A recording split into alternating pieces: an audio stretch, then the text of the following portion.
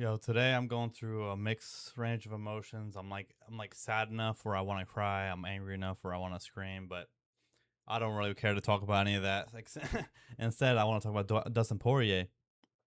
And if you guys don't know, he's one of the greatest UFC fighters of all time. Ooh, a little cock out right there. And he retired.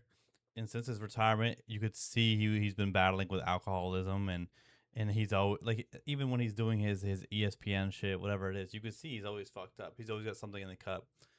And it got to the point where I think he got arrested twice this week. I believe it was twice, one at a bar and one at the airport. Now the video at one at the airport was a lot worse.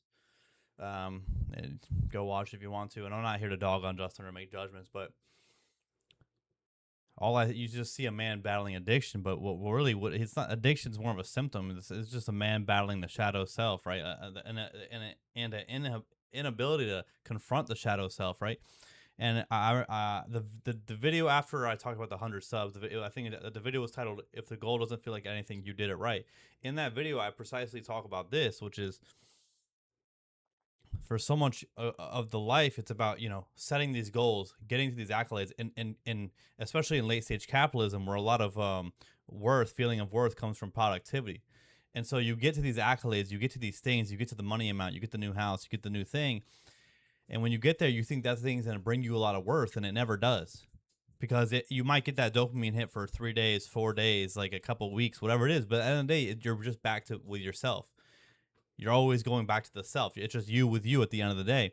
And so you see a lot of these, like a lot of people, they'll continue to set crazier and crazier goals, more and more goals, because when they get to that goal, it's not enough. And they keep going and they keep going and keep going. But, and especially in sports, but really what they're doing is the goal is acting as a vehicle to avoid the self. The goal is just a means. It's just a train that puts you on the tracks, right? But as you continue to ride this train, the tracks are getting more broken and more broken, and your foundation is getting weaker and weaker. So then finally, when you're off the train, you're like, fuck, dude, the track's broken. But rather than being like, damn, the track's broken, I need to put in a lot of work, it's like, let me just hop back on the train and even make life easier.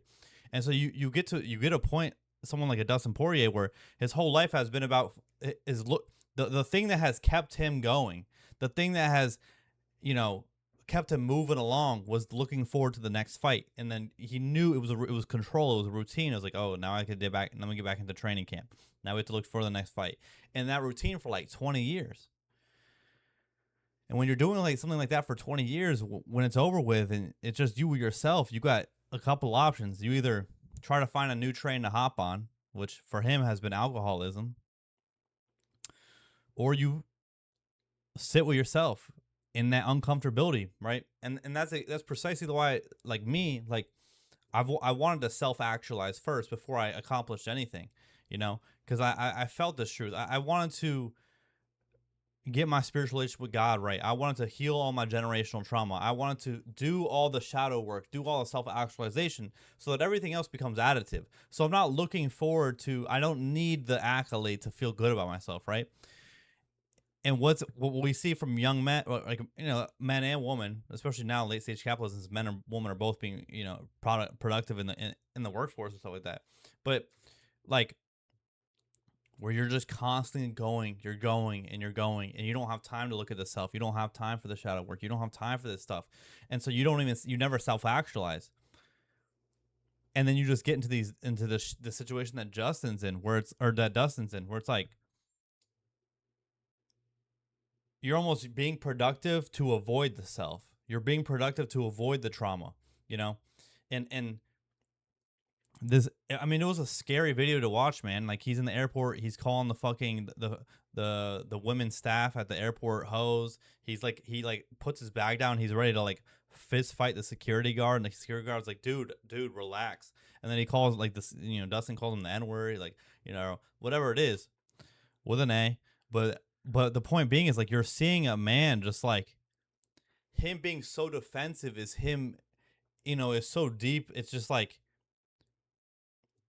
I can sit here and say, like, it's crazy to blame alcohol in this situation. Like, alcohol doesn't make me do that. Da, da, da.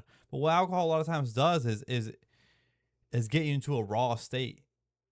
And in his raw state, he's he feels like he's being attacked. Like in his raw state, he's protecting himself, but from himself. You know what I mean? But really, outwardly, it's looked like he's trying to fight everyone, and he has all this anger.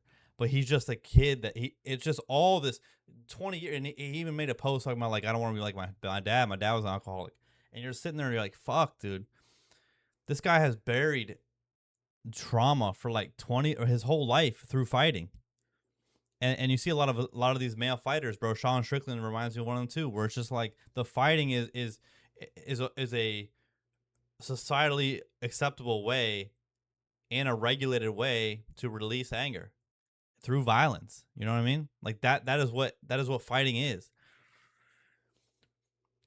And when you can't fight no more, you have nowhere to release the anger to, and you gotta realize that the anger is just the only acceptable emotion that you have, right? Truth, you're not just angry. The angry is just have the outward emotion. Really, you're feeling sad. You have grief. You're feeling traumatized. You're feeling depressed. With all these things, and so once again, it reminds me of Conor McGregor too. When Conor McGregor, when his whole, he was very spiritual to begin with, but then he kind of lost that as he kept getting more and more money, more and more, fame and all this type of stuff. Where then his worth came from the fame, his worth came from the money, his worth came from all these things. So when he broke his leg versus Dustin, or when he got choked out by Habib, like his worldview just shattered before his eyes, right? And then he went into deep cocaine addiction. Like he went into some deep shit. And so I don't know. I pray for Dustin, man, because that's really what happens when you're. It reminds me of when Peaky Blinders when Tommy Shelby met with Winston Churchill one time. Winston and Tommy was talking about like he was essentially talking about it being suicidal, and Churchill was like, oh, that same old dance. Like sometimes the only thing that connects me from now into the future is a cigar. Like that's how fickle the for Winston Churchill. That's sometimes how fickle the the thread is between now and 5 minutes later. That's the only thing keeping him alive from now until 10 minutes later is this cigar. And for Dustin and for all these people, the cigar is the alcoholism. The cigar is fighting. The cigar is having goals. The cigar is being productive. And when you don't have it, when you're just sitting there with your mind. I literally heard Jesse Eisenberg talk about this recently. He was on a talk show. He literally said that he hates going on vacation. And the best part of his last vacation was when he lost his passport because he gave him a task to. It's like, we got to understand why is it so hard to relax, And obviously a lot of it has to do with societal expectations and productivity. But, I feel like in schools and in things, like the first thing that needs to be taught is the self-actualization, not the overcoming of the self, is really the overcoming of the shadow and the regrouping of the self. That's really because once you get to that and just like with your spiritual relation with God is like, no matter how bad shit goes, God can be the only God, and me and God are the only constant, and sometimes not even me, because like like today I'm really upset, I'm really angry, and God can be that only constant. But you have something to lean on. You have something that's always going to be the same. That's always going to be there no matter what. That's always going to be there no matter how painful it is, no matter what's going on. Like that thing's always going to be there. And when you're so used to always when you're so used to connecting to the to looking like your days and weeks and months pass by only through goal setting. When you have no more goals and that's like my father. My father can't retire because he's like, I can't be doing nothing because he can't sit with himself. It's very hard for him to do so. So, anyways, let's pray. Hey, let's pray for Dustin, man. I pray